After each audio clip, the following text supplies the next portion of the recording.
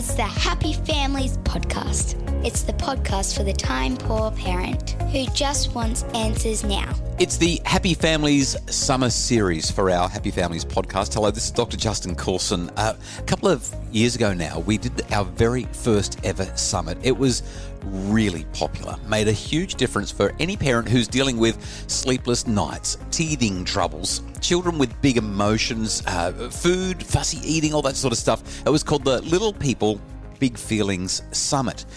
Dr. Kaylene Henderson, one of Australia's most appreciated and wonderful child and adolescent psychiatrists, joined me for a fabulous conversation as part of the Little People Big Feelings Summit. And I asked her, Kaylene, what do babies and young children need from us? I actually think we're really lucky because I think we're actually the first generation of parents who've had access to this information, to this research-based information that's very easily practically translated. The wonderful term I heard when I was training years ago in a parenting program that I love called Circle of Security, which is a relationship focused program, is this phrase of no-nonsense tenderness, where the ideal stance for a parent is to be the no-nonsense limit setter. They are in charge. They are absolutely the rock who can guide the child in terms of learning what's safe and what's dangerous in the world, and guide them in terms of developing socially appropriate behaviours and setting limits in that context, which is really important for our children. They need to know that we're in charge, not them, because, that's terrifying if they think they're in charge. Because they don't know anything, right? That's right. That's right. But it equally refers to the fact that children need us to be tender, to be kind, to ultimately to be their go-to person when they're having a tough time. And getting that balance right of no-nonsense tenderness is really something that I've kept in mind with my own children. And I think if you hold on to nothing else, that keeping that kind of balanced stance in mind, if what you're doing fits with that, then you're probably on the right track. But there are, as you say, there's lots of, practical suggestions that stem from that and stem from the research that add more detail to that. In terms of developing a secure attachment relationship, children need to be watched over as they challenge themselves, as they take risks. That's really important. They need to practice risk-taking in the world. They also need to be helped sometimes. There's lots of things our little ones will need help with, and that's sometimes one that you mentioned the sweet spot before, that's often one where it's tricky to find the sweet spot. How much help do we give our children? We can sometimes err on the side of too little or too much, but children actually need just enough help for them to be able to do things by themselves. That's how they become more independent, more capable, more get that sense of competence that we want for them going forwards as they get older. They also need to be able to come to us when they're having a tough time, when they need comfort. Because, as I'm sure our conversation will steer towards, knowing what a popular topic it is for parents, young children haven't yet learnt how to calm themselves down from big feeling states. So that is absolutely something that we need to be able to provide our children in order to develop a secure attachment for them, to be both their secure base from which they go and explore and learn in the world, but also their safe haven to whom they return when things aren't going quite so well.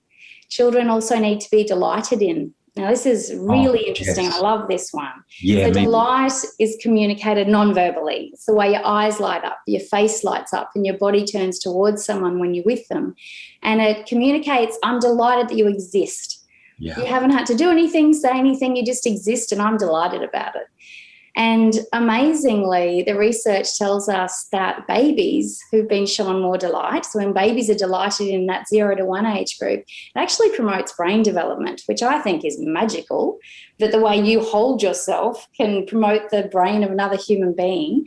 And it also tells us that those babies who've been shown more delight grow into more cooperative 2-year-olds, which is a cracking incentive in my opinion.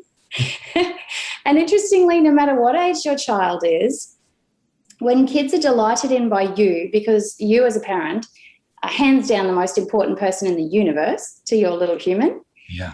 when you demonstrate to your child that you're delighted that they exist, and this happens for them repeatedly, they develop an internalized sense that they must be an inherently good, worthwhile, lovable, valuable human being.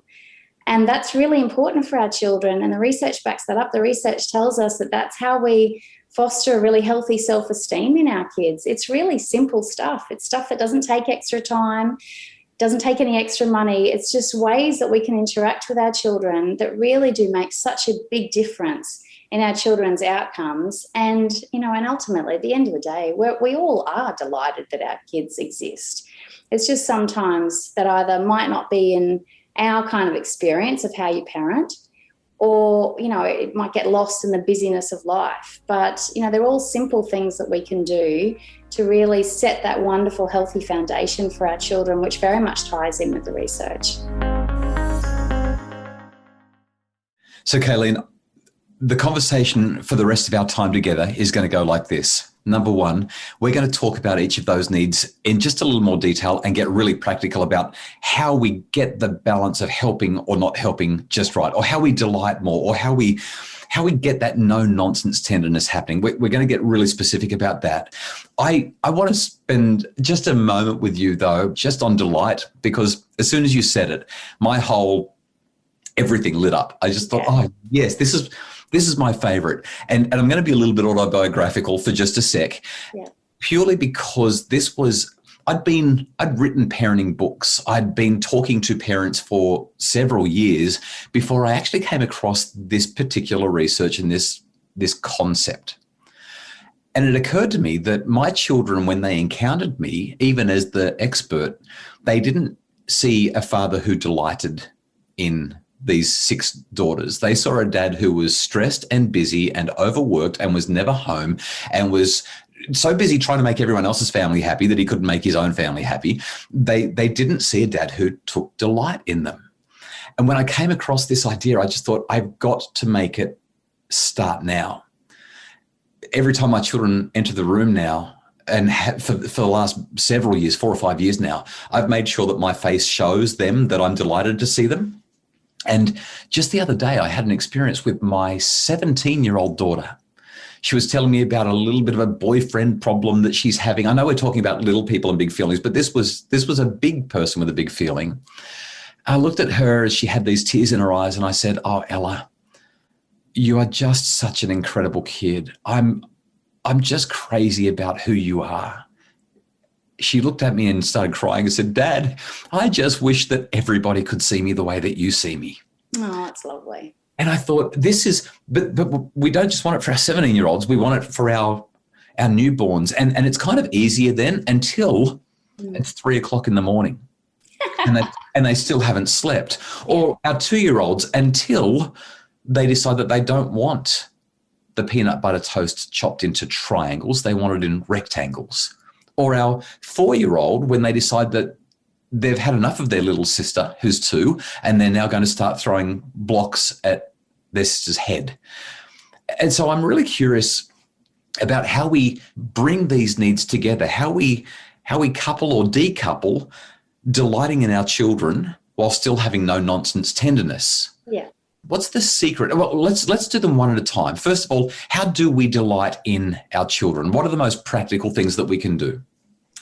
I think there's a couple of things. There's a couple of things you've brought up there which come to mind. The first is that it's really important not just to be seen to enjoy your kids when they've done the right thing, when they're behaving well, or, as they get older, when they score well on a test, or when they make the footy team, whatever it might be. It's really important that we don't just enjoy our children when they've accomplished something, because otherwise our kids grow up with this externalized sense of worth that sees them through to adulthood, that always makes them feel like they need to have scored well on that test, or they need to have got that job promotion, or they need to toe the line and be obedient, because otherwise they're worth nothing. That's really important for our children to build that internalized sense, ideally from early on, but as your story beautifully demonstrated, from whenever you learn this. It truly is never too late. The other thing your story highlighted for me is the importance for parents to know that you don't have to get this right all of the time. No parent in the history of parents has ever been delighted to see their kid by their bedside at 3 a.m. It's not a thing. It's never happened. It's not a delightful moment. But thankfully, it's not about getting it right 100% of the time. It's about delighting in our kids often enough that there's a pattern, and that pattern is felt by our children. So that's not about, those moments you described, they're not delightful. And in those cases, maybe the scales swing more towards the no nonsense and less towards the tenderness. That's okay, because we need to be both. And sometimes that's about being firm and setting limits. We still love our kids, but we might not have loved what they did. And, and they're not moments for delight. But picking your child up from childcare is not a moment to be looking at your phone. It's a time to be delighting in your child. When your child comes running at you to tell you a funny story or tell you about some amazing looking bird they've just spotted, that's a moment for delight. When you look out across the room and your child's playing independently, but they're just looking back just to make sure you're watching, that you're still keeping an eye out for them, keeping them safe, that's a moment that we can just smile at our little people and give them a little thumbs up, whatever it might be.